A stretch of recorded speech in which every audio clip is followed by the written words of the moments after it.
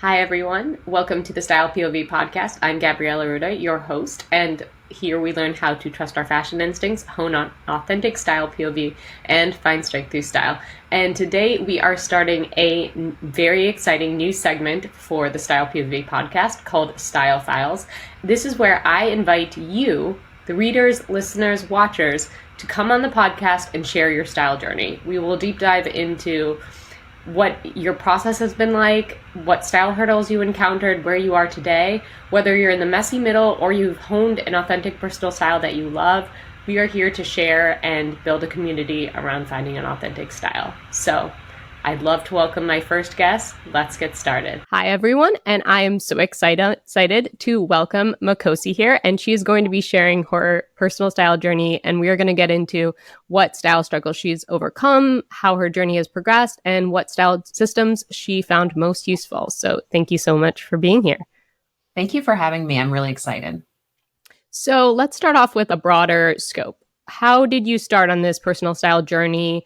Did you immediately find a system? What were you drawn to first, and what were you looking to solve? My journey really started back in it was 2019. So it was before the pandemic. And I think the pandemic gave me a lot of extra time to go really deep. But ultimately, I started exploring style because I was coming out on the online space. I had already been online, mostly on Facebook, but that was just to my immediate circle, my friends, family, people who I had worked with who were in my immediate area. And in 2019, I left my hometown and moved to Virginia and really came out in my business online in 2019. And it was part of the whole personal branding. Who am I? What am I communicating to the world kind of thing? And also a journey of self-discovery. I had my son back in 2012 and experienced so much transformation in that process of becoming a mother. And I was also very young, well, relatively young. I was in my early 20s, and I wanted to come home to myself. It was like you were tired of the hedonic treadmill of always trying on new trends or new looks, and there was something that drew you to let me find this like authenticity in my style, or let me like represent myself. I feel like I had a similar journey because once you have a child, it's like you want them to see who you are. Now, about your business, I'm curious. Did you go a traditional business headshot route? Did you try to do I'm going to put on a suit, I'm going to have a nice polished look, this is what I need to do? I never did that. Oh, honestly. Good. I never went down the traditional business because I actually was already an entrepreneur at that point. I left corporate maybe a year after my son was born. So I hadn't been doing the blazer type of situation. But at that time, I don't know if you remember this, but pink and gold branding. Yes. Was everywhere, right? And I was like, this just doesn't feel like me at all to do this very super feminine. And I went the opposite direction. I was like, let me go super hardcore, very edgy, which is fine. But ultimately, I can say that this journey has been not just in my style, a whole transformation, but it's been transformational because I realized so many things about myself, so many things that I was covering up, that I was hiding. It was like a trauma healing experience through clothing. I love that. So you launched this business, you were a mom, like you had all these like big moments in your life, like life-changing moments, really. And you went like a little edgy, a little bit darker, a little more dramatic. Now, what was the first style system you found, or what was your first turning point into, okay, I'm starting to uncover some of this authenticity? Well, color season was first, and this is where I really messed up. So color season was first, and I do think I got a very inexpensive typing from someone. I don't even remember who they were. Like, oh yes, you are a deep autumn. And I was like, oh, okay, deep autumn. That makes so much sense. And so then I just completely set color season to the side for some years, Mm-hmm. thinking, oh, I know I'm a deep autumn. Yeah. Total I was, trust, right? yeah, because I was like, oh, they're an expert. So I'm a deep autumn. And I looked crazy for a couple years wearing deep autumn. And then I was typed by someone else who was quite popular online as deep winter. And I was like, Oh. oh, okay, this makes more sense. Mm-hmm. And also wrote on that for a couple years. Were And both of these online? yes. Okay. Both were virtual, right? And that definitely relates to one of the biggest things that I've learned is just there's only so much you can see online, really. And if you don't give enough context, right? If the person isn't seeing you in a lot of different light, clothing, shapes, so on and so forth, they are only getting a snapshot, right? It wasn't until I was typed in person, I was draped in person back in November, right? So we're coming up on a year, and I was typed as soft summer, which no one would have guessed. No one even threw that out as a possibility because my eyes are almost black. Mm-hmm. I have dark hair, but it was very obvious that I was a summer. That's why I love in person, just because you don't then rely on other people to tell you afterwards that they got it right, because you really see it with your eyes. You're like, okay, they're showing you when you put that black drape on, something is wrong, which is an indicator that winter isn't right. They put that brown drape on, something is still not right. Like, where is your eye settling? That's so hard for us to grasp until you see it, because then when you walk out of that appointment, you're like, I have no doubts. Is that how you felt? Oh my gosh, totally solid. And even just going through all of the different colors that were really making me pop and shine, you could see it. I looked like, it's like I went from looking like a vampire and not like an intentional vampire, like this is Frozen.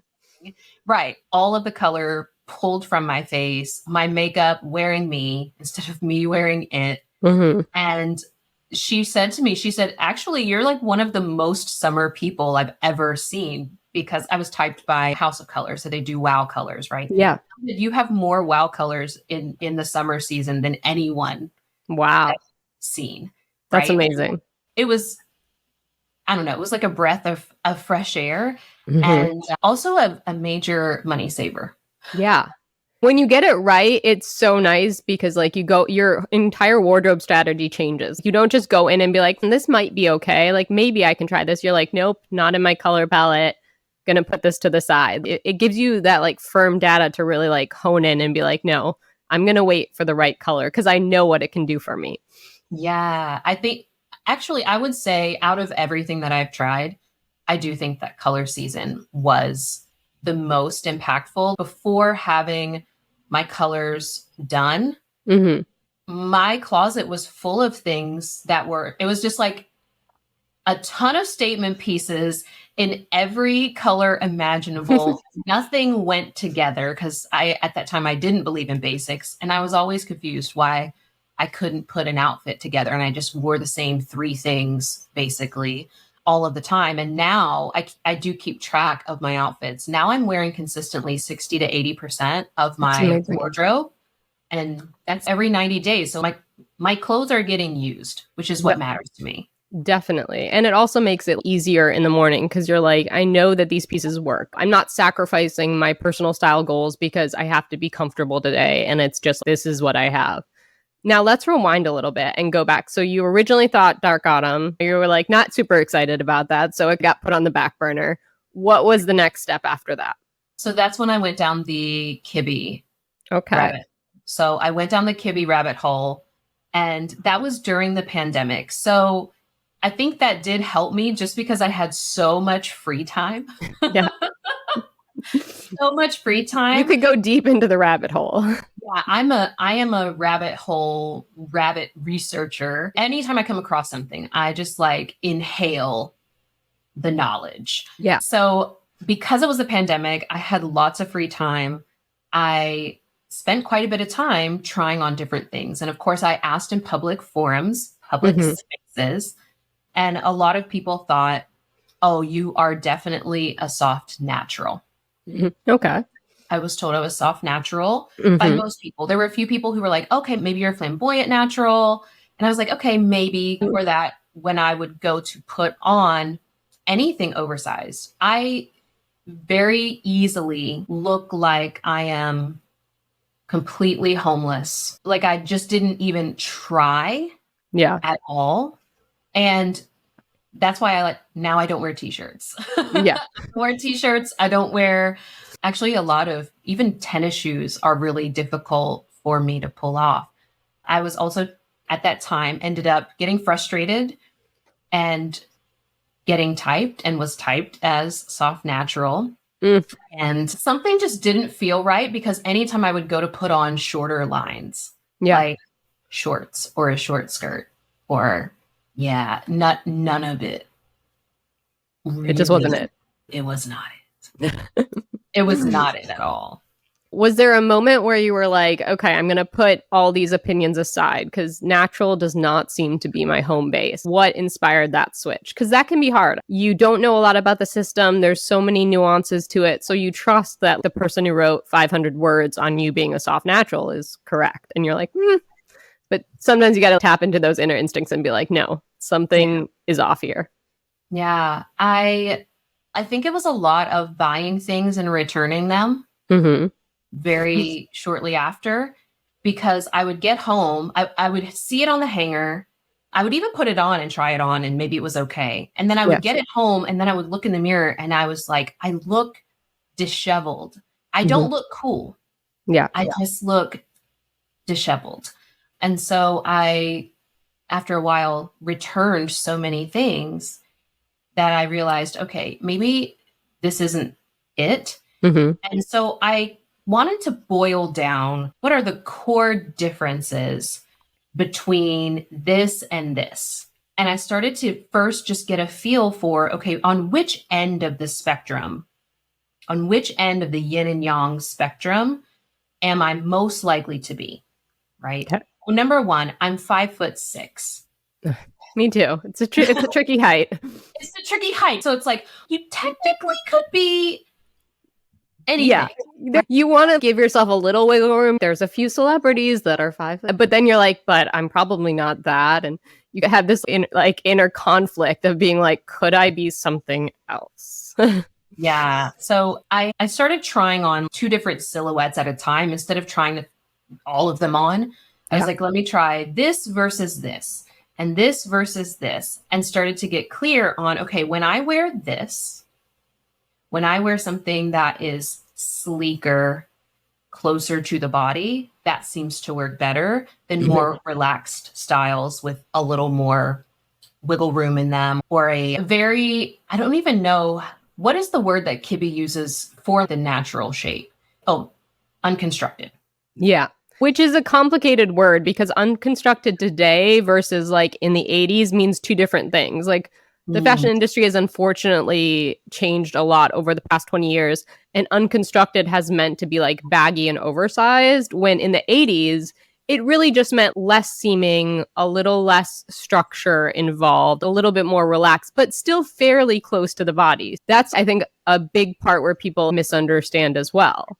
Yeah, I definitely think for me, when I thought of natural originally and why I thought there was no possible way I could be one, was because I did think that it was like being able to pull off a huge oversized blazer. Because at that time, 2020, those like huge shoulder pad blazers, Men's blazers, yeah. were really in, right? And I was like, I'm drowning in this. Yeah. I'm crazy.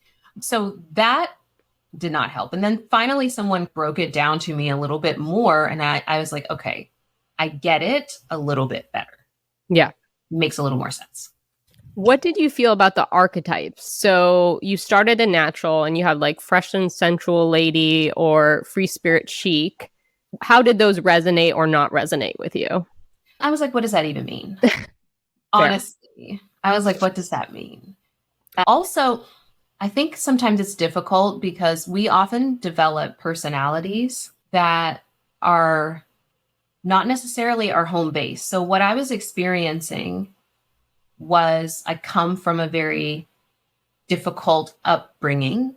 Yeah. And I had to develop certain ways of being in order to protect myself.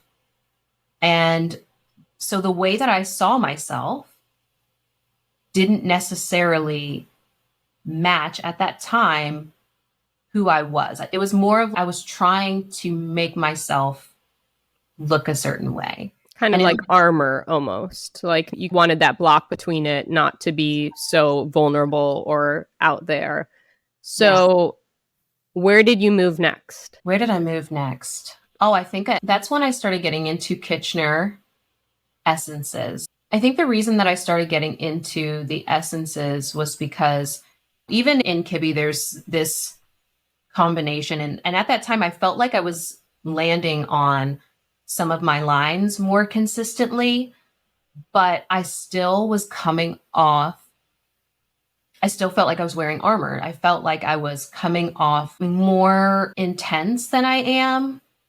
And this was during what ID were you exploring when you felt too intense? So at this time, I now started wearing more leather. I was like playing in the leather playground. Got a really cool leather jacket at that time that in my mind would have worked really well for a natural, but it still wasn't quite working. There was not a clear stop point like it was with the color season. For me, I was exploring kibbe and Kitchener's essences at the same time. And mainly because I had been typed and gotten insight on both of those at the same time. And it didn't quite totally feel. So you got a typing and it gave you kibbe and Kitchener. So the next exploration phase was those two together. Did you hit hurdles with that, getting that much information at once, or was it eye-opening? I don't think I ever feel like I'm getting too much information at once. I think the mistake that I felt like I made was taking it in as this is for sure, this is a fact, without having it, hadn't really proved it to myself yet. Yeah. And then I went about a ton of new clothing. As one does, right? That did not work, right? In that process of buying things, trying them, the majority of them ended up going back. Yeah. And then the things that I was wearing still didn't quite feel like they were working. And I realized, actually, I came across a Reddit thread, and it was specifically on the systems related to women of color or just people of color in general. And I realized not only was it possible for others to have bias, that I could have bias of myself, right? It's really hard. Yeah, sometimes it can be hard to think you're the exception too. You're like, everyone says that if you have dark brown eyes, you must be autumn and winter, which is completely false, by the way, but just to nail that to anyone listening, that does not mean you are in winter or autumn. But yeah, it can be hard to be like, but everyone says this. Could I possibly be this? It can be hard to take that ownership of that. So you found the Reddit thread. Read through it, started looking at different examples. Now, this is when I went back to also exploring color season. So then exploring color season in people of color and people of color with different kibbe images, body images, right? And people with different essences. Because I think one of the challenges of any of the systems is there are like standard celebrity models that we use for certain archetypes or identities. And we think that's the only way that it can express. Yeah. And we don't always understand where different aspects of different essences or different traits are showing up and how that blends together. Yeah. I think blends are a really hard thing for us to grasp because we get one stereotype stuck in our heads and then we can't expand past it. When even in every kibbe and in every Kitchener, there's a pretty broad range within each of the IDs, but it takes a lot to get from here to here. There's some empty space that our brains haven't recognized yet. Yeah. I also would say too, even inside of different ethnicities, the perception of certain traits Yeah. might be different, right? For many, my nose would be considered a broader nose, right? Mhm. But actually, it's probably more moderate for my ethnicity, right? It actually isn't as broad as maybe others who share an ethnicity. Or and my lips also are not as full as others in my ethnicity as well. So seeing the essences on different people, different racial backgrounds, actually helped me a lot. And also, I went back in time.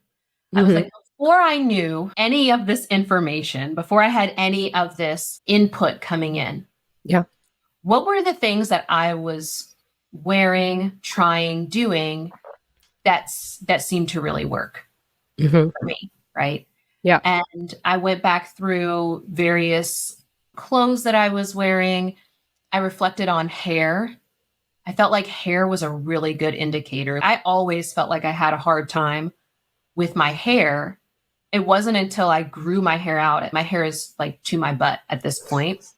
It wasn't until I grew my hair out that long that I was like, oh, long hair, especially if it's in like a wave, looks the best. Yeah. I don't look good with extreme styles or short looks. That never worked for me. And I felt like that gave me a lot of data to work with. That was like the first thing you were like, okay, this is definitely me. I found like one nugget that I want to dig in to more. And I agree. I think your hair is fantastic.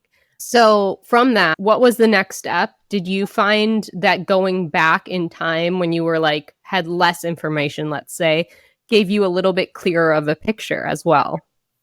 Yeah, I thought that there was a possibility of intuition because even as a little girl, I had a long period of time where I was very much into fashion as a little girl growing up in small town West Virginia, which was so random. But I used to spend time like I had a book where I would sketch different designs and I loved like dressing up dolls. That was my thing. And then I put that on the back burner for a really long time. And then I had some really interesting phases. I had a goth phase. I had a skater phase. I had some just, I don't even know what was happening. Basically, anything I could wear phase. But when I really narrowed it down to, okay, what are some of the things that I know always look good? Like for me, I know if I wear something that has some wrap or some drape to it, that's going to be good. I know that for me, wearing something like sleeker on the bottom half always looks good. Like a pencil skirt looks great, or flared jeans looks great. Those sorts of things always worked well. And so I started just playing with that. Okay, what identities, what essences really work well with some of these things instead of trying to go the other way where Mhm. I felt like I was just trying to put on a costume.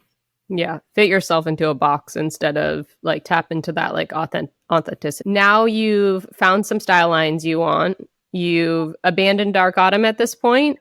Oh, yeah. Okay, so Dark Autumn's out. Is Dark Winter? Are we in the Dark Winter phase? I'm in the dark winter phase. Okay, Yeah. so Dark Winter is working, slim lines, flares. We're starting to get some data that's working.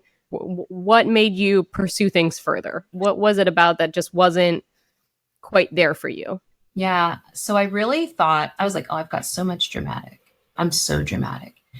Except that when I was doing my outfits of the day, this was when I started taking pictures. So now I have, at this point, I have 4 years worth of pictures from my outfits from maybe not every day, but Yeah.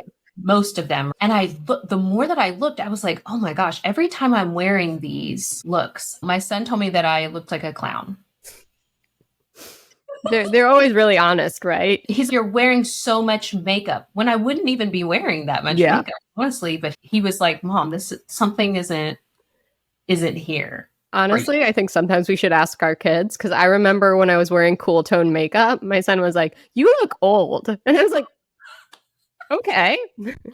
But the one time I wore a spring dress, he went, "Wow." And he's 6. So like to get that reaction from a 6-year-old is maybe kids are the untapped resource that we should start using, because I always ask my son now. Yeah. He's 11 and he's been around through this journey, and he will tell me like, yeah.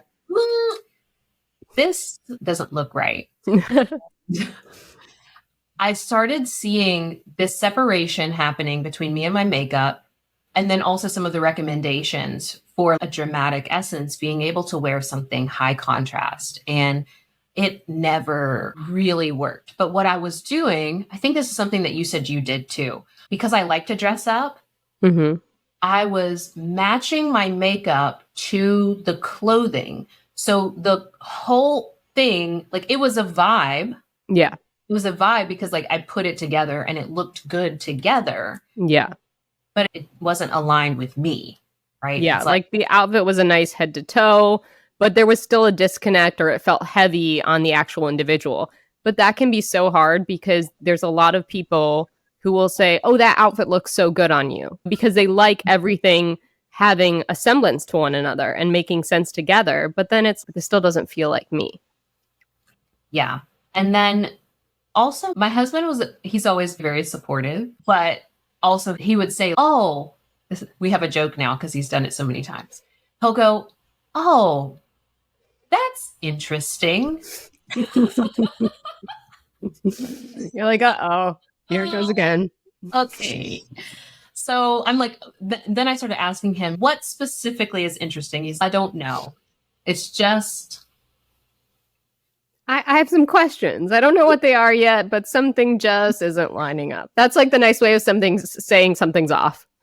So I took all of that information and I was like, maybe I just rushed too quickly into my assumption of what I thought had to be. I did put out certain essences, certain IDs pretty quickly. Mm. And I do feel like I probably should have explored them more. It's hard though, because you're drawn to one, you think it must be an obvious choice, so you just go down that path. You're like, the path of least resistance, let me take this one. And I think that's a great word to everyone, that slow down and don't knock out anything until you have explored it in varying degrees too, because that percentage can really change a lot. So at this point, you're feeling like dramatic is not part of your blend, or that you got the percentage wrong?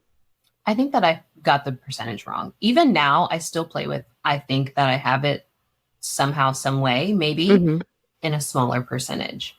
But most of the recommendations, I really struggle to wear. Well, that's a good sign that it's not dominant then. If you're like, percent of the recommendations don't work, maybe it's not like a high up there. Even so like an earring, right? If you put on an earring and the earring doesn't work. Yeah. You're like, I can have a dramatic shoe. Down there, it's fine. Yeah, actually, that does work for me. So sometimes but the dramatic shoes that I wear don't only fit in the dramatic. That's an interesting point too, because I think a lot of people, we tend to categorize it based on stereotypes, even the pieces. So we can think, okay, this is really working. But then when we evaluate it, we're like, oh, this is a dramatic shoe. But really, it could also be a classic shoe. There's so many slight variations that could work for each essence that it can be difficult to just go based off of one individual piece. That's a good point. Dramatic, small part of your blend. Where did it go next? What started to resonate? I thought for sure that I have romantic. That one has been the very consistent. I know that I have romantic essence somehow, somewhere. Yeah. But I didn't think that it was my main.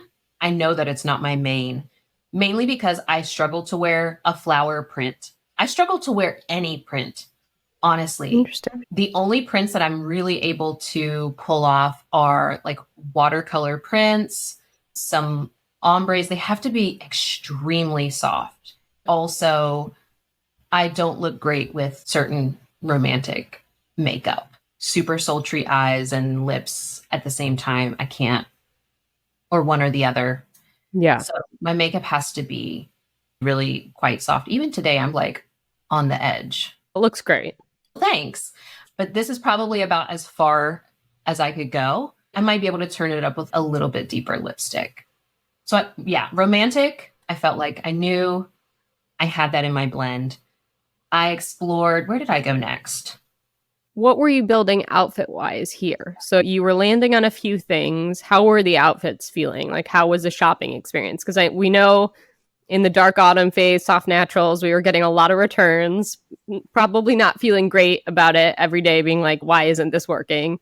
Where are we now with wardrobe and outfits? Yeah, I was still having that experience. Mainly because I mostly do my shopping online because over the years, I've become very particular about how things feel on my body and fabrics. I don't like wearing a bunch of polyester. I just really hate it. So most of the things that I buy are online. And so I was having to return a lot of different things. Romantic was working. This was at the time I was doing a lot of romantic and dramatic looks. Almost everything was romantic and dramatic in dark winter colors. So bold, heavy, like a lot more presence than where we're currently at today, right? Yeah. Quite intense. I was looking like Elvira. I was like, yeah, let me just go very sexy, but that didn't feel right. This will sound really possibly strange based off of where I am now. But I actually struggled a lot in school. I didn't go to my senior prom because I couldn't get a date. I was never looked at as like oozing sensuality or even super motherly kind of energy. Like I feel like Oprah, who's a romantic essence, I feel like she has that motherliness to her that I also think romantic kind of can show up as. Yeah. And I never really had that. But I did feel like it was in there. But you felt a little disconnected from maybe some of the avenues that it would go towards. Yeah, there were certain traits that worked really well. Like I discovered that deep V-neck, not a sharp one, but like a little bit of cleavage showing worked well for me. Having some softness, some draping, all of that worked really well. Where it started getting tricky for me was dipping my toe into the romantic prints. I was never able to really pull that off. So dramatic was feeling heavy. Romantic was feeling a little disconnected and maybe too far with the larger florals. How were the textures working for you? So you said you like the lighter fabrics. What were you feeling about textures at this point? Textures, I was landing on like silk was working well, chiffon was working well, velvets were working well if they weren't too heavy. I could easily be weighed down by heavy velvets. So those very lush kinds of fabrics were working well. And then the dramatic, like the leathers. I was also testing natural at this time because remember, I thought I was soft natural. Yeah. So I was wearing like lots of linens, lots of cottons, and I felt like I looked either suffocated and restricted. I actually was getting that a lot, even in public forums, that, hey, this kind of looks a little like you're restricted. But then when I would wear cotton and linen, if it was not a blend, it was just like 100% linen, 100% cotton, it also was looking very disconnected. So I was like, okay, heavy fabrics do not work for me. Even with denim, the only way that I can wear denim is for it to have quite a bit of stretch and to be a lighter denim. I cannot pull off 100% denim, which I know is like the most sustainable version and your jeans are going to last the longest, but it doesn't work around my body. Yeah. Okay. So at this point, you have a business, you have a public persona, and you're going through these evolutions. Is that influencing you in any way? Or you got that figured out and now I can focus on more of a personal exploration? All of these things were definitely happening and influencing one another. Because I'm a personal brand, I wanted my branding to also match me. I had an iteration of my brand that was very exotic, rich in colors, emeralds, gold, these kind of very luxurious, but also super rich, deep tones. The dark seasons are coming back to haunt you. Yeah, it looked great and it worked well together, but it felt like something was not. So at this point, if you could go back in time, what would you say is how you wanted to be perceived at that time? At that time, I wanted to be seen as a very intense, edgy leader, very fiery. And even now, I can say things that maybe sting a little bit. I get called aloof a lot. People will sometimes perceive me as detached, very calm, like when everything is falling apart. Always been one of my gifts is to just be the very zen individual. And I was very much leaning into my warrior-esque version. Yeah. But you do seem very, in my brief experience with you, you seem very measured, you seem very wise, you have a calming presence, how you speak, how you carry yourself, your movements.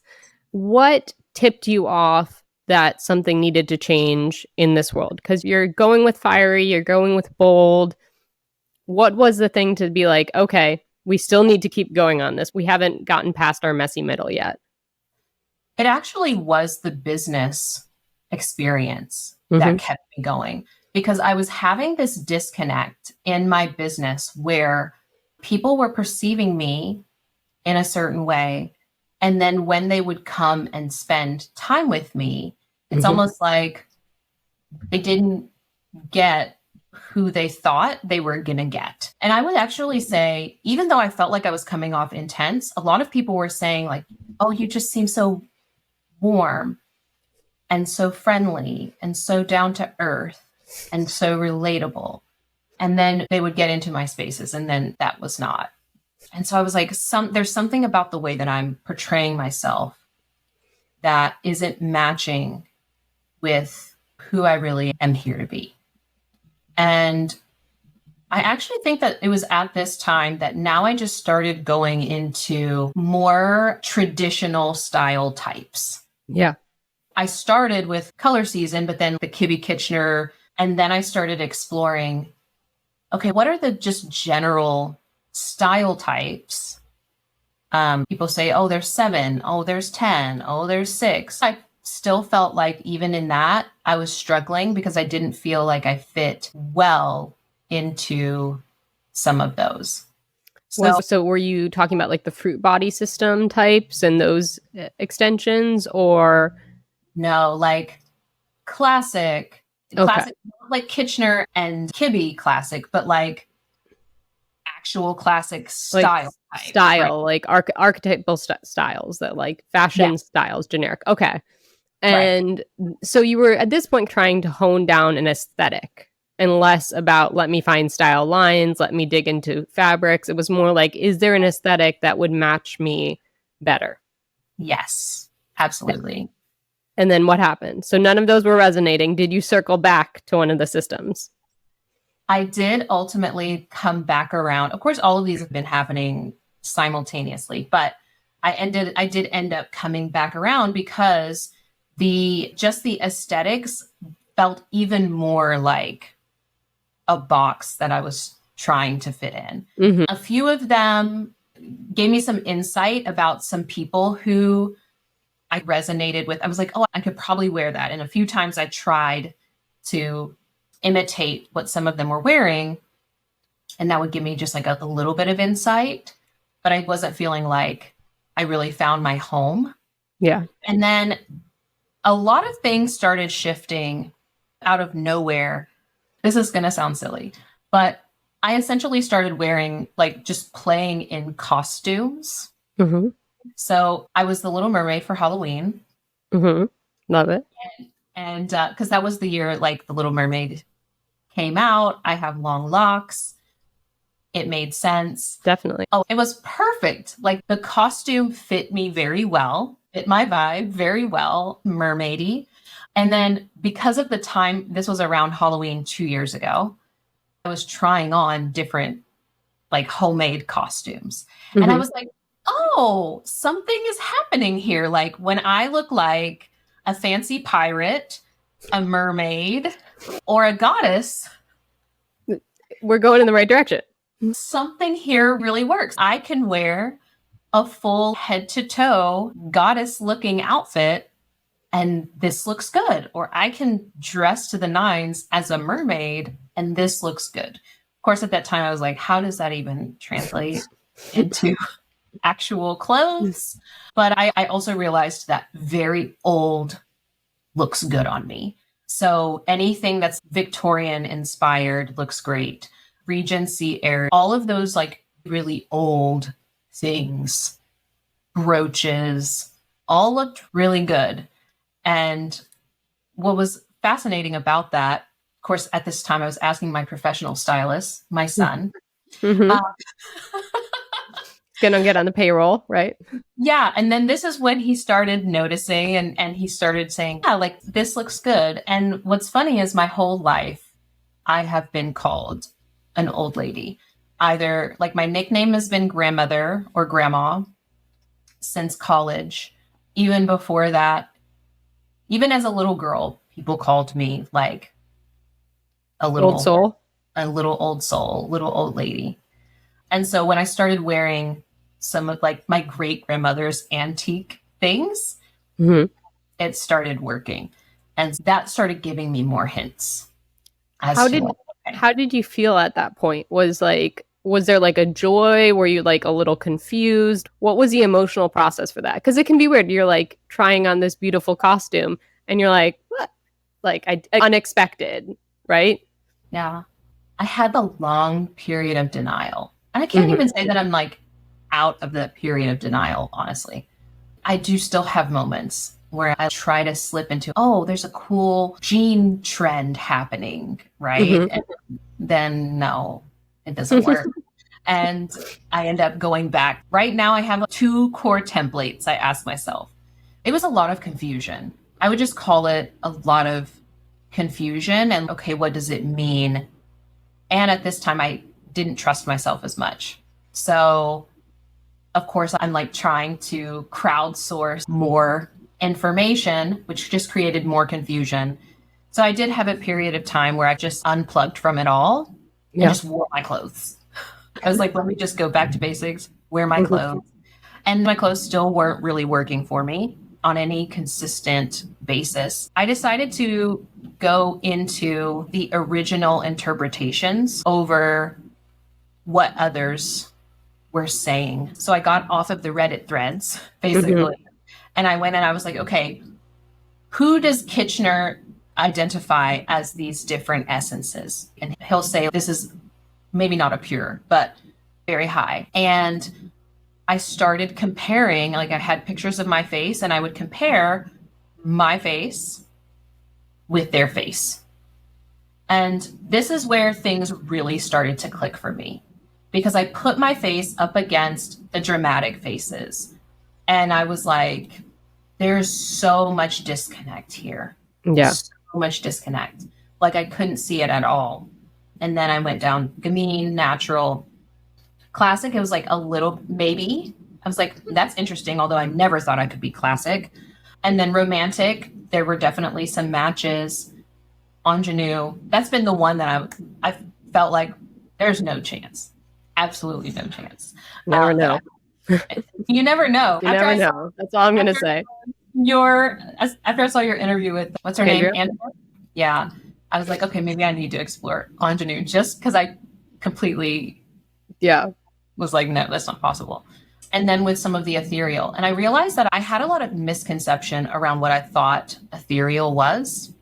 Because I think a lot of people were perceiving ethereal to have eyes far apart. That was like one of the core things that I remembered. And I think that mainly comes from... I'll admit, I mistakenly said that too, and I wish I could go back and amend it. But yeah, that's more of an ingenue trait. And I, apologize to everyone. Angelic does not need to have wide apart eyes. Continue. Yeah. I mean, listen, it's like everybody's learning.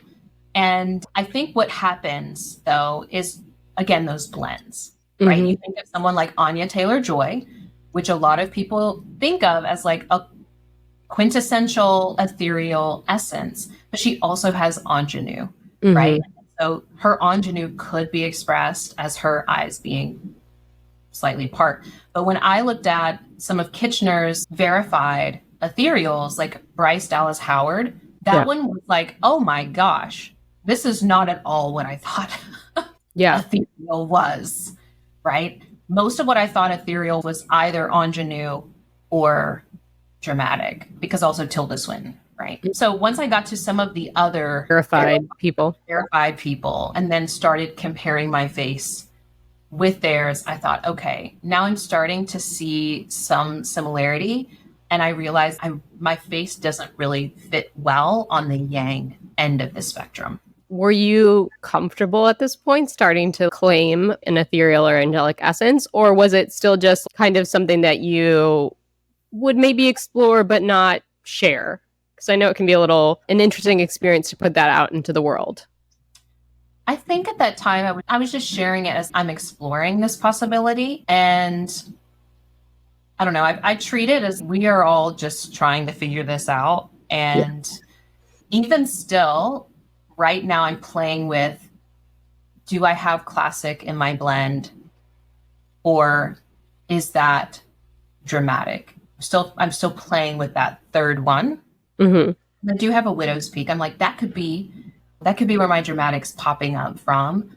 But so even now I'm still not, yes, this is what I am. However, what I will say is that in playing with ethereal, romantic, classic, that is where I am most consistently able to put together outfits that seem to be harmonious. I know that I can pull off a full ethereal look. Mm-hmm. Romantic, I cannot pull off a full romantic look. And I know for sure I also can't pull off a full classic, but I am able to not just pull it off, but with classic it's tricky because I'm like, but does everyone look okay? I think there's also other clues, like how you said that it's that you need less. You're like with textures, I can't go too far. Yes, everyone can look okay in classic pieces, but a lot of people can turn that volume knob up. And it seems like you can't with those prints, with the textures, like anything too heavy, anything too bold. And that's where it tilts those scales. Where is your soft summer color palette coming into play?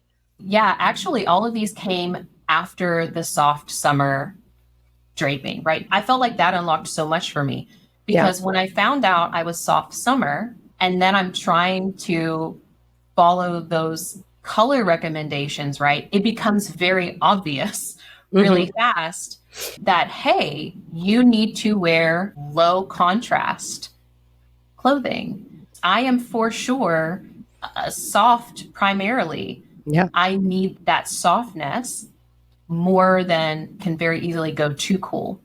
Yeah. Also started giving me hints as well because I do think that color, after all this journey, I do feel like color has a very big impact. I'm not going to say that if you are one color season that you can't be certain essences, but I do feel like it does have, at least for me, a huge impact on the physical expression of a person. Oh, yeah.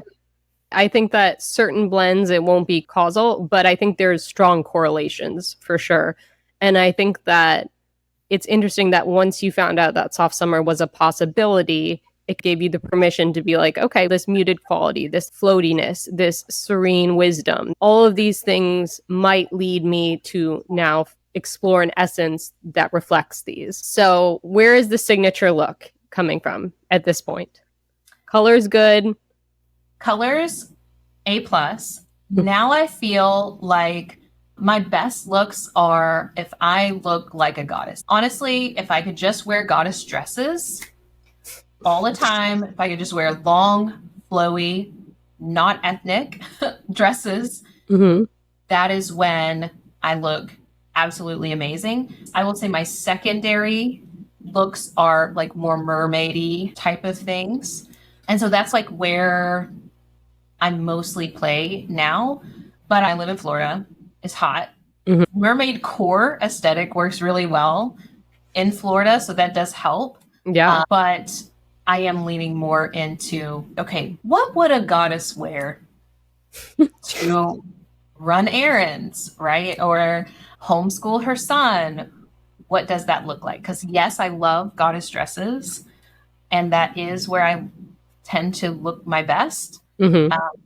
But translating that into other areas is where I am right now. But I am hitting the mark. Oh, yeah. Most days I'm hitting the mark. So what would you say, you have this like super strong core identity now, and like, you know, your colors, your pillars are like very flushed out and you look amazing in your style. It's clearly authentic. I think you're on so many of the right paths. What would you say is the hurdle now? Do you feel like it's been hard to release certain pieces that feel very standardized into our wardrobe, like denim or sweatshirts, or has that been okay to do? I feel like that has been more okay to do. I think that there's two main hurdles. One is old styles tend to look the best on me. So finding ways to make those look fresh and new. Like, for example, I actually look really good in tunic style tops, right? Mhm. So finding ways to make tunic style tops look good, or even just finding tunic style tops, because they haven't been in for a while. I don't know, probably 10 years now at this point.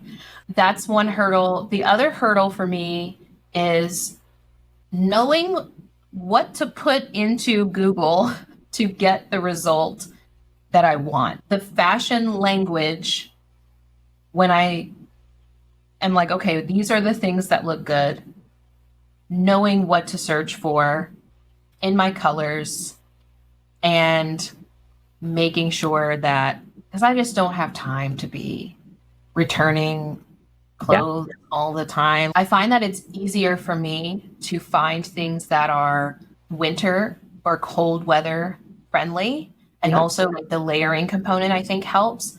So finding options that work for Florida in natural fabrics, or at least breathable fabrics. Like I started to loosen up a little bit on some of the fabric choices, but I'm just not wearing 100% polyester. It's literally like wearing a trash bag in Florida heat. Finding it in those fabrics that work well in the right colors. Right now, it feels like trying to find a needle in a haystack most of the time.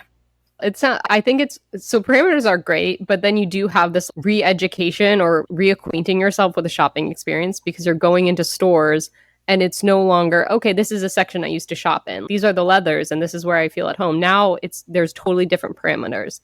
I will say that I think that's wonderful that you're like holding out for these perfect A+ pieces. One tip for Googling the correct thing is I find that giving it keywords that you might resonate with. So you could come up with a set of keywords like draped, cowl, lightweight, dusty, soft, even delicate could possibly work in there. I know you don't define as delicate, but you have to think about it in the lens of what would a marketer market something that is a softer material. Going to the images, looking at it, and then not click an image that seems 50% of the way there. Then look at the related images and scroll and see if anything within there is resonating. If it does, click that and see what they title it as. So if you searched like dusty red cowl neck and you end up on something and then they added the phrase soft silk to it, then you can piece together how the marketers or how Google is seeing these words. How did inspirations or muses play into this? Because I know we're an online culture. How did Pinterest come in? Did those help or hurt your journey? At first, I would say it hurt my journey, only because I just love when people put together a look And so at first, my Pinterest board was just a lot of people looking amazing in lots of different things. Yeah. Right. And it wasn't because it was something that I resonated with or that I could wear and feel myself in. It was because I liked something about it. And I think when you are already a creative person, at least in some capacity, and see fashion, beauty as art, I love to see other people's art. I love to see their expression. But there would be a disconnect whenever I would take whatever they're trying to wear and then I would put it on me, and it wouldn't have the same cool girl effect. Or certain aspects of it might, but others wouldn't. And it would also maybe dilute a little bit. The other thing I also caught myself doing was resonating with some based off of like how I wanted to see myself versus how I actually am. Ooh, let's talk about that. Yeah. I also think this is where my dramatic experience kind of lands. Actually, I will go back and say, even before that, there was like a whole gamine phase. Everyone has a gamine phase. I'm convinced of that. Everyone. You have to have that, right? Yeah. Yeah, I had this whole phase. And I think part of it was how I was like, oh, I want to see myself as assertive, as really confident, as bold, as avant-garde, right? Counterculture. I really wanted to see myself in that light versus how I actually am. And I asked my husband a couple months back, I said, if you were meeting someone new and you were describing your wife to that person, what would you say Of that. of me? And of course, after he resisted for a while, like, why are you asking me this? He shared some words and he was like, I would say that you're wise. I would say that you can be reserved, that you are very calm, etc. But that once you open up, you can be a little bit more friendly. I'm like, no, I feel like I'm already that. But yeah, that just helped a lot with having some of those words and some of that frame of like, when I'm just me, how do I show up? Not how I think I should be or how I think I have to be in order to be accepted. Yeah. Whatever. But as a kid, in order to survive the experience that I was in, I realized that I have number one, I'm an introvert, and I was very shy as a kid and dealt with a lot of bullying. And one way that I coped with that was to create an image. And after I created that image, people didn't mess with me as much. And so it worked for me, and that kind of reaffirmed, oh, this is how you have to be. And so through this process, if we translate, softness is like I'm a soft person. Yeah. And that's been like an interesting like uncovering of truth.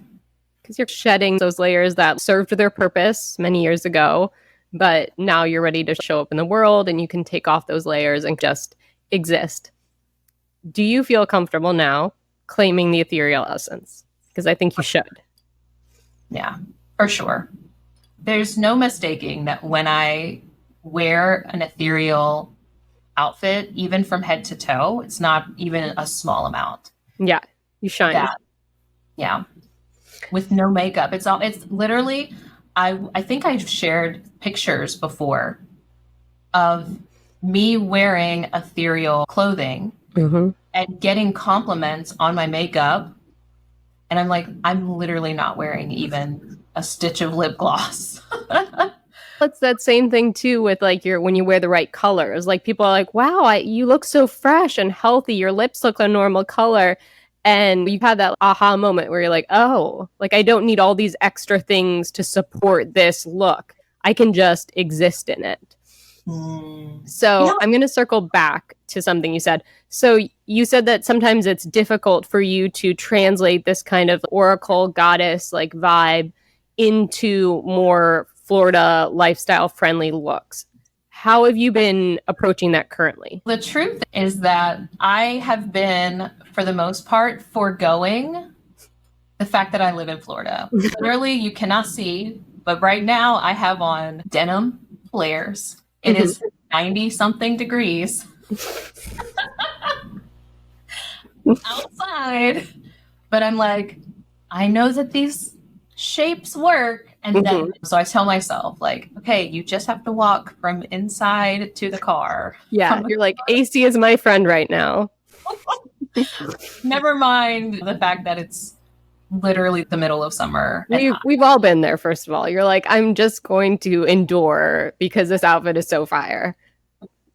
Let's just break this down because I think you have such good instincts and you have such good style data. So style lines, you like soft fabrics, longer fabrics, things that gently hug your curves, can't be too heavy weight, lighter weight fabrics, shapes, figure eight, soft skimming. Is that in the realm?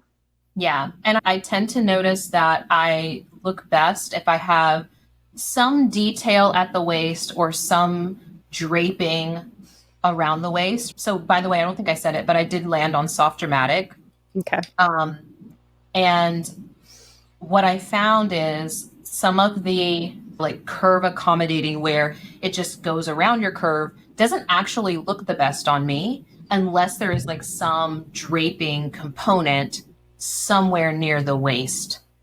So details, you like that drape, you like that softness. So softness seems to be like an overarching theme for you in more than just color. It comes into textures. Does it come into shapes? You don't want structured anything. Yeah, I don't look great in any structure. I won't say that. I do think that I can work well with structure if it's on the bottom half. Okay. So if I wear a pencil skirt with a flowy top, that works really well. Actually, it looks fantastic. So bottom half, it's fine. Anytime I try to wear too much constriction, it fits my body, but it doesn't look like it fits me. Yeah.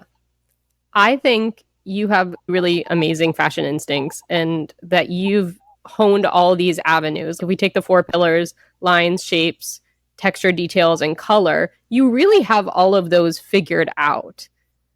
And if you're struggling with what the extension is of like, how do I work with this in Florida heat? Or what am I even looking for? I would suggest possibly creating a list of all those things where you like to categorize them, pulling your favorite outfits and putting them in those like quadrants. And then you said you like to draw, or that when you were younger, you sketched a little bit. I would just look at those outfits that you love, that you identify with as like your best pieces, and sketch out what a casual top might look like. Don't even go online and try to find it out there. See what your own brain can come up with. And then see, because you have the instincts, you're laser focused right now. It may not always feel deep in your bones. You're like, yes, I got this, but you do. Trust yourself to create. You're a creative person. Find those ways to express yourself and then try to find it out in the world, which I know I'm not saying that is easy, but maybe if you get some sketches out or you explore those, that you'll feel this is me. These are the elements I like. I liked that top. It had this bellowy sleeve that worked. Could that be a casual top that was more workable for work from home or momming or whatever you have to do that is a barrier from this extension? Would you want to do that? Or does that sound like you're like, no? No, I think I could do that. Yeah, I think also I can see how doing that, I could easily translate some of the language to describe some of those looks into what I could search for or what I could be keeping an eye out for out in the world or online. Because sometimes it's a detail that will just unlock something. It's like all of a sudden you're like the cowls. You talked about cowls and drapes. Like that's a keyword for you. It's that softness. These things should all connect. And even if you don't sketch them out, even if you just did look online, keeping together those like keywords that all create the web of what you've created with this style. Like you have this oracle, you have this wisdom, you have this like serene extension. Because developing a signature style, if you want to, is really about consistency and finding the natural extensions of this core identity that you have. And you've nailed it in the formal or semi-formal world. But now you need to get it to work a little bit more, at least for Florida, right? We want you to be able to go to the beach on occasion, right? Yes. Yes, please. And you're such a mermaid, so you deserve to be on the beach. And it's also about finding the give and take. Like maybe you're working in diagonal hemlines that allow you to breathe a little bit better, but still draw the eye down, still have that even a lettuce edge, which is like a little bit of it could be ethereal. It could also be too delicate for you. You'd have to explore. But finding those little terminologies of things that you might draw and then searching out the answer for them and being like, what is this called in style? And then you can go down the rabbit hole of actually finding it out in the real world. I think that you just have such an innate sense of your personal style that you don't really need the inspiration. You just need to tap into what would be my dream style for this? How would a mermaid or how would a goddess do her errands? What would she wear? You know what you could also do? You might use, I don't know how you feel about it, but AI images. Just play around with it. Give Midjourney a prompt. Beautiful woman, mermaid, going to the grocery store and get the chaos level up and just see what it pumps out there. And you might just be like, oh, that's interesting. It's just uncovering these things and then going down individual rabbit holes. Yeah. Yeah, I think I like that approach better because what I'm realizing is that I do think that there are, and this is not like a judgment on anyone, I do think that there are like common aesthetics that most people can just plug themselves into and it really work for them, right? I do think that with my blend, finding those aesthetics to plug into doesn't work as well. So just copying someone else's style. Yeah, I've literally never seen someone else's outfit and put it on and been like, yeah, this is the thing. But there are certain people who I'm like, okay, what am I liking about this that does work for me? So I think doing it with Midjourney or drawing it out or even just looking up Pinterest images of pieces of clothing. Yeah. Versus people wearing clothing. Oh, yeah. I was suggesting only do your own style data because, like, you already have the formula down. Like, you have such amazing outfits. If you haven't seen her outfits, you should check out my Facebook group. She has a few posts in there. They're fantastic. Absolutely mesmerizing. Totally goddess, mermaid-like. And, yeah, I think you have the data. It's just zooming into those details and finding their natural extension to how does this silk fabric show up in a casual outfit? Is it a natural silk jersey that's breathable? Is it draped? Honing into those details and finding what would be my dream style. And then going to shop for them is a rabbit hole in and of itself. But if you have that framework, then you're throwing less spaghetti at the wall. You're more sure, I want an athleisure piece that looks like this because this suits my curves and this is blended and it has a beautiful diagonal on it or it beautiful ruching at the waist. You know, you're able to piece those pieces together in a more streamlined fashion. What would you say is your advice to people who are on this journey? Yeah, okay. I think the big one is to first let go of any preconceived notions about either who you are or what you think the essences are, because sometimes we have certain judgment on ourselves and also on what we think about others, right? I wanted to be dramatic because I just admire that so much, right? And that's, again, I'm not saying that I couldn't possibly have any dramatic because that's also still in play. But what I am saying is that I found that every time that I got really attached to how I thought that I had to be or who I thought I was and what I thought certain essences were or what they meant. And it's not that I was wrong necessarily sometimes about the actual meaning or expression of an essence. What was clouding it was my judgment of it. Right. I thought I couldn't possibly be classic because to me, that was boring. Mhm. And I didn't want to be boring.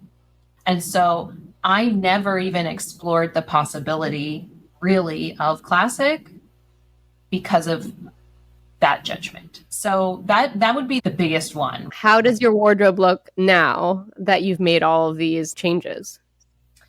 I did sell a lot on Poshmark, so I do have mostly things that I can wear. There are still a few things that I haven't been able to let go of because I know I'm not going to get anything from Poshmark, and I haven't been able to just let go of that. I have a purple leather blazer that I just can't let go of. And I'm in Florida. When am I going to be wearing this purple leather blazer? I'm not there yet. But now it is much more cohesive. And I will say, though, the area that I do want to improve the most, aside from like these individual pieces, is honing more on the color palette side of things and also keeping in mind my contrast levels. Yeah. At this point. So like I have mostly colors that work well for me, but I do think that I'm like more on the medium to medium dark side of soft summer. And so having a bunch of things that are like, I have a lot of soft white tops, but then most of my bottoms are medium to medium dark color. So if I pair those together, those don't really work well together, right? Because I need low contrast. So that's just like the next iteration. But I'm looking at now curating more of a cohesive color palette that I know now that mostly I just look good in neutrals. I do have a couple other colors that I play with, but me and neutrals. I think you should explore more classic in your blend because from what a lot of what you're saying and your instincts are really good, you do have these elements where you like the neutrals, you like a little, it's not all classic, but there's some dials that you don't want to turn all the way up because there's a disconnect when you do. And I think that a lot of these points could also translate really well into your casual looks, like a neutral soft jersey draped top with soft fabric pants that allow you to move or that allow airflow, tweaking these concepts that you've honed down and making sure that the connections are there because you have solid data. Like you are so laser focused into all these elements. You're on point. Totally. It's amazing to hear you. Thank you. I do think some of these things, like knowing that neutrals look best, and I'm easily overwhelmed by jewelry. Like my jewelry, even when I got married at the time, really big rings were like the thing. That was all that you could really find. And I made my husband, with love, have a ring custom made for me that is, I don't know if you can see it, but it is literally like the most classic. Can you see it? Yeah, there you go. The most delicate classic ring because I cannot wear chunky anything really. And I have to follow this rule because I'll put on a bunch of jewelry and I'm like, okay, let me take something off because I'm getting overpowered by the jewelry. So I do think that there's some of those elements that are classic leaning. And I do think that leaning more into classic could help me a lot with casual looks because yeah, actually that's a little easier to find. I also think maybe you could start a keyword list of like priorities and start coming up with keywords or descriptors or adjectives that are resonating. So oracle, goddess, mermaid are at the top. Maybe soft is up there. And then you can like get an idea of your priorities. And then like below that, maybe it's more simple, refined, not overly bold. And see, what do my favorite outfits, if I had to describe them with words, how would they relate? And looking at outfits that didn't work and comparing it to this list may be eye-opening because you're going to start to see connections where you broke your pattern. Here are your words. Here's the outfit. Oh, wait, I have this like stark color break. Even if it's still within the soft summer palette, you don't have that blended quality. All of a sudden, you're going more bold with that. I think that could be really valuable because you have such good descriptors that it might, if your brain works that way. Yeah, actually working with words helps a lot because I automatically start associating it with other things or other visuals in my mind, which gives me an idea of this is what I'm looking at. I really like your advice around also paying attention to details around a thing and incorporating some of those details into my keywords, right? Because I think, I don't know, maybe at this stage, because I've been in this for a while and I've been hardcore binging it for a while, that I'm at a place now where it really does boil a lot down to certain details, certain fabrics, being very conscious about where details land, even, right? Ruching in one area looks very different than ruching in another area. And like where a top lands on my shoulders starts to matter, right? So I think those little things can help. You might want to also, this just thought of something. I have a video that talks a little bit about outfit rhythm, which is basically where is your eye going and like how is it bouncing around? Is it quick successions where a gamine outfit might be like bam, because it's going from here. It has all these little details where it's taking the earring, the lipstick, this. Or do you long, if you know anything about music, like long whole notes. There's a long steady sound that you're traveling down and finding those balance points and where in your outfit you like the eye to land, because you said you don't like the big jewelry. So you don't want anything like darting the eye too much, like very languid, fluid lines. That could also help you. But I think details in your casual looks will make or break them for you because you have such a clear vision that adding that ethereal touch or that ethereal fabric, that's really going to tip it from being like successful and you love it to being like, this feels disconnected.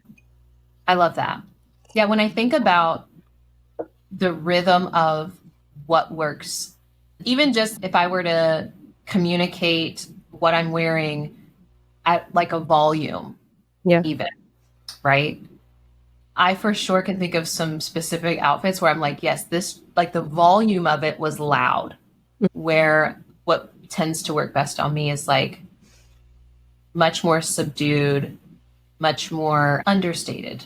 I think it would be cool for you to explore the keywords because you have such beautiful language skills and you speak with so much refined poise and you're so elegant in your presence that I think all of these things together would really just firm it up in your brain that like you can take ownership of all of these style elements and these are innate to you because they encompass more just like what your body lines are. They encompass like who you are and how you present to the world. Anything else you want to end on or share, or it's been a joy to have you? Let me think. The only other thing that I can think of to share is to just really embrace the process.